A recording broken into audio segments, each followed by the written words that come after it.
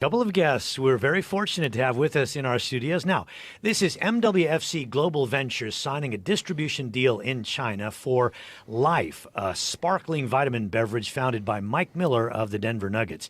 Joining us in our studios to talk a little bit more about this, Christian Waters, Managing Director, and Phil Chan, General Manager of MWFC Hong Kong. Well, Phil, if I could go to you first, walk us through. How did this happen? Well, it's quite interesting. So basically, I was approached by Mike Miller and Christian about 18 months ago about a new sparkling energy beverage called L.I.F.E, Let It Fly Energy. And the brand actually attracted me was actually Mike founded the beverage himself with his own proprietary formulation and his own natural approach. He actually was playing a lot about NBA basketball, and obviously in the locker room he wanted some refreshment that can energize him and his teammates. And the beverage he currently in the market did not really satisfy his needs and his teammates' needs. So he's really went out and developed this beverage himself, and this really attracted me into the market. So the distribution agreement was actually signed, from what I understand, in May of last year, right? So how has business been going since then? Well, in Hong Kong, we've had a very successful launch. Obviously, in the summer, we were launched initially in Hong Kong, Macau, through our distribution partners here locally. And we actually had Mike Miller and Shaquille O visiting Hong Kong in summer 2015. We had a very successful launch and strong media coverage and a lot of consumer participation over the course of 3 days in Hong Kong. So is this really a push to try to do some serious business in China? Oh, absolutely. I think China is only the first step of the platform. So we're looking, China obviously is a very strong NBA market in terms of player participation and consumer participation, with over 300 million consumers actively playing the game regularly at a grassroots level. And we see this trajectory growing hand in hand with the energy drinks market, which is worth 200 million cases or 5 billion cans per unit last year. And it's a very competitive marketplace at that, right? I mean, you're going to be facing some stiff competition. Well, we look at it this way. If basketball is growing at such a rate and energy drink consumption is growing at such a rate, we have some IP that is, most brands do not have. We have Shaquille O as an owner in the company. We have Kyrie Irving as an owner in the company. We have Mike Miller as an owner in the company. And they're not just participants. They're active participants, meaning they'll be in country inside China promoting the beverage. They'll be doing special events involved in campaigns on social media, traditional media. They really will be active in our campaign. So we feel we almost have an unfair advantage over any competitor inside the market at the moment. I mean, it sounds like a big marketing effort. I mean, what can you really do new to an isotonic drink? Well, it's really about how you position the drink against the other competitors in the market. And right now, the competitors in the market are really they're old-fashioned. They're slower. They're slow to pick up on some of the trends that youth culture is really identifying with. So is this the kind of project that you look to kind of build and then sell to someone else who has perhaps got a larger footprint on the distribution side, or you want to try to keep growth organic and contained and in your control? I think it's a mixture of both. What we're looking for is strategic partnerships all around the world. So China, we found ourselves a very good strategic partner in China distribution and logistics and 5100 Tibet Water. So it's a very prestigious company, a premium brand with proven distribution footprint and good consumer recognition. So this is, I think, a similar model that we're adapting to other regions. So even outside of China, we're already in talks with regions like Latin America, like Mexico, with our partners to launch the product. Middle East, North Africa as well, Taiwan, Thailand. We're being pretty active with expanding the global footprint pretty quickly.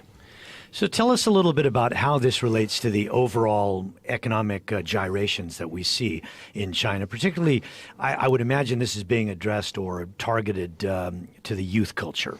Correct. I mean, we look at the NBA, and the NBA is really trailblazing inside China. Tencent is guaranteeing a $500 million return on their streaming deal with the NBA.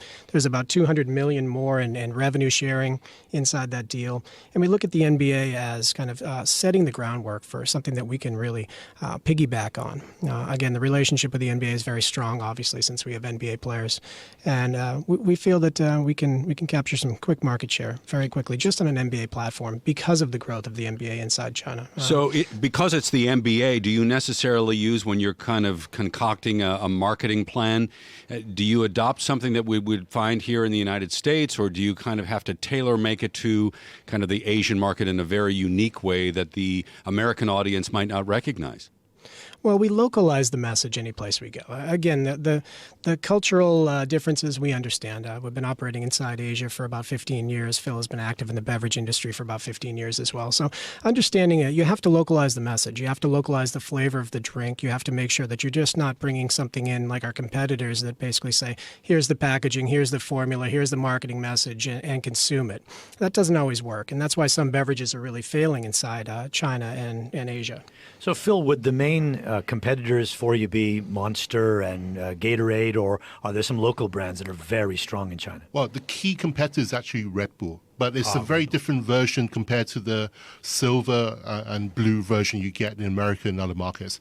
In China, it's actually a Thai version, which is a gold stubby can, non-carbonated, which is a much lower price point, selling about $1 retail to consumers, and that has about 80% of the market. But that market really is, there are not that many competitors that are differentiating. Every competitor that comes in tends to be a me too. They copy the package and even the taste and marketing.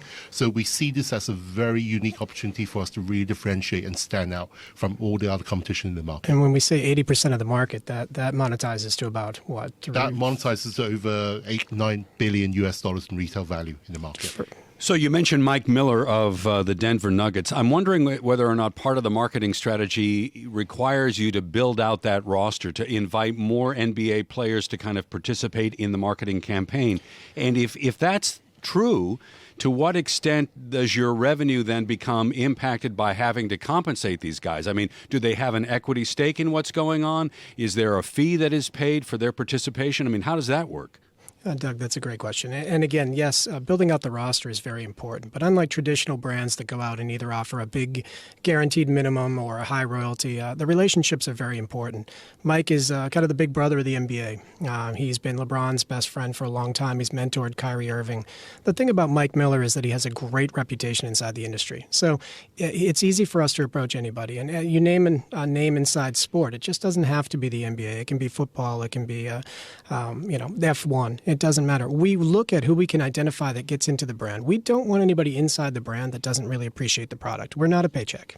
And we look at it that way.